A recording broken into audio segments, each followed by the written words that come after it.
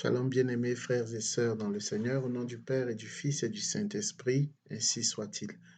Nous sommes aujourd'hui le samedi 29 août 2020 et nous méditons l'Évangile selon Saint Matthieu chapitre 25 versets 14 à 30.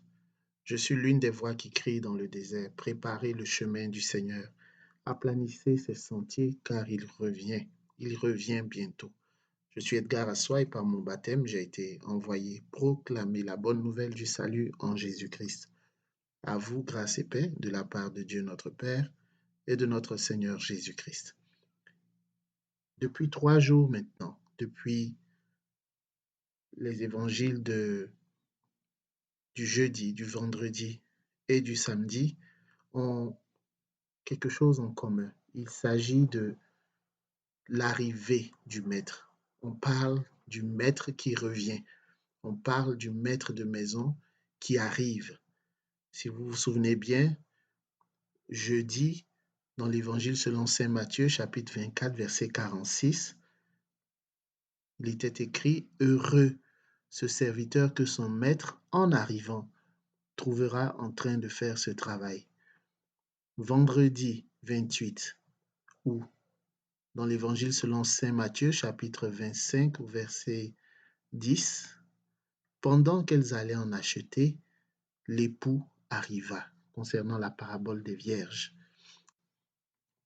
Aujourd'hui, dans cette parabole des talents, toujours au chapitre 25, verset 19, il est écrit « Longtemps après, arrive le maître de ses serviteurs. » Il est question de l'arrivée du maître. Oui, bien-aimés frères et sœurs, le Seigneur vient, le Seigneur revient. C'est une certitude. Et lorsqu'on a cette certitude, notre homme intérieur, notre attitude extérieure en est obligatoirement affectée. C'est une certitude. Le maître revient bientôt. Dans la parabole de ce jour, dans la parabole des talents, il y a un danger qui menace. C'est le danger de la paresse et de la peur qui pousse à gaspiller les bénédictions et les capacités données par notre Dieu. Chacun de nous a reçu des talents, chacun de nous a reçu et continue de recevoir des bénédictions et des capacités, mais la paresse et la peur peuvent nous conduire à les gaspiller, tout simplement comme le serviteur que le maître appelle mauvais serviteur, parce qu'il n'a pas investi le talent qu'il avait reçu. Il l'a enfoui dans la terre et il a simplement attendu le retour du maître. En revanche, la diligence personnelle, c'est-à-dire la rapidité dans l'exécution d'une chose, est récompensée par des dons et des responsabilités supérieures. C'est le cas des 2 premiers serviteurs qui sont de fidèles serviteurs. Ils se sont révélés être de bons, fidèles et loyaux serviteurs, je dirais. Alors, bien-aimés frères et sœurs, il est important de savoir reconnaître ses talents. Il est important de savoir reconnaître ses dons. Chacun en a reçu. Et si je peux donner un conseil à ce sujet, je dirais simplement d'être attentif à ce que notre entourage nous dit.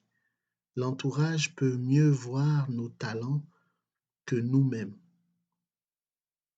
Et je remercie au passage toutes les personnes de mon entourage qui se reconnaîtront, toutes les personnes depuis de plusieurs années qui n'ont pas cessé de me dire, Edgar, tu as un talent pour l'enseignement, tu as un don.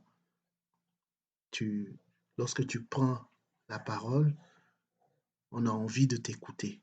Et je peux vous dire, je n'y croyais vraiment pas, mais petit à petit, la conviction est née en moi et aujourd'hui, je suis heureux de pratiquer la profession de l'enseignement. Alors, il y a plusieurs clés pour identifier ces talents, mais je dirais que l'une de ces clés, c'est vraiment la rétroaction des personnes qui nous entourent. Une fois qu'on a identifier ces talents, il est important de les investir. Il est important de les investir dans et pour le bien des autres, afin d'augmenter les gains célestes. Bien-aimés frères et sœurs, demandons au Saint-Esprit de nous aider à identifier, à discerner les dons, les talents qui sont en nous, qui sommeillent en nous, mais surtout à les mettre au service des uns et des autres. Que la paix et la grâce de notre Seigneur soient votre partage, au nom du Père et du Fils et du Saint-Esprit, ainsi soit-il.